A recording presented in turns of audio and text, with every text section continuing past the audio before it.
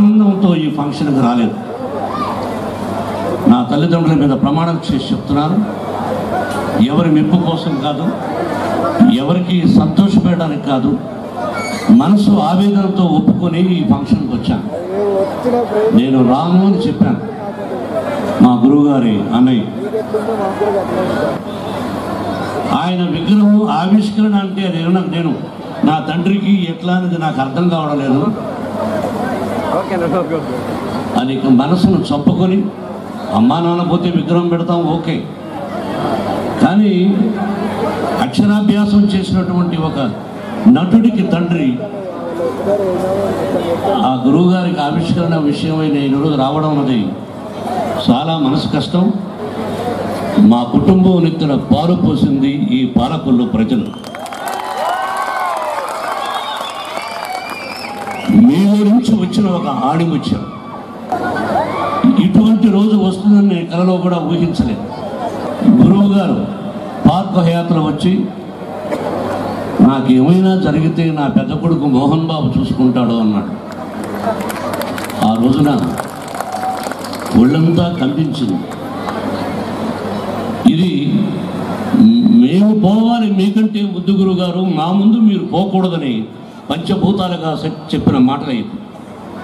ఆయన లేరు, అసత్యాలు చెప్పాల్సిన అవసరం లేదు. పాత్రను నాకు ఇచ్చారు. నా పేరు భక్తవత్సలం నాయుడు. భక్తవత్సలం నాయుడిని మోహన్ బాబుగా మార్చింది దాసరి నారాయణరావు గారు 1975 సంవత్సరం. ఎన్టీ రామారావు గారి దగ్గర ఫస్ట్ యాక్ట్ చేసి అవకాశాన్ని కలుగజేసింది మా గురువు దాసరి నారాయణరావు గారు. నాగేశ్వరరావు గారి పక్కన యాక్ట్ చేసి అవకాశాన్ని కలిగించింది మా గురువు దాసరి నారాయణరావు గారు. పుట్టి 10 మంది నాలుకలో 10 మంది నోట్లో నాలుకై 10 మందికి ఉపయోగపడిన బహోన్నత వ్యక్తి భారతదేశంలో the only one man Dasari Narayana Rao garu మా గురువు గారు. నటుడిని శాసించాడు. నటుడు వచ్చి దాసరి నారాయణరావు గారు మాకు వేషం ఇవ్వండి అని అడిగారు తప్ప ఏ హీరో అయినా పేర్లు చెప్పను. కొమ్ములు తిరిగిన హీరోలైనా మీ దర్శకత్వంలో మేము చేయాలనుకుంటున్నామని చెప్పారు. మట్టిలో మాణిక్యంలాగా మా అందరినీ ఈ పొజిషన్కి తీసుకొచ్చిన మహానుభావుడు ఇలా అకాల మరణం జరుగుతుందని నేను కలలో కూడా ఊహించలేదు. ప్రతి ఒక్కరిని ఎంకరేజ్ చేసిన మహోన్నత వ్యక్తి.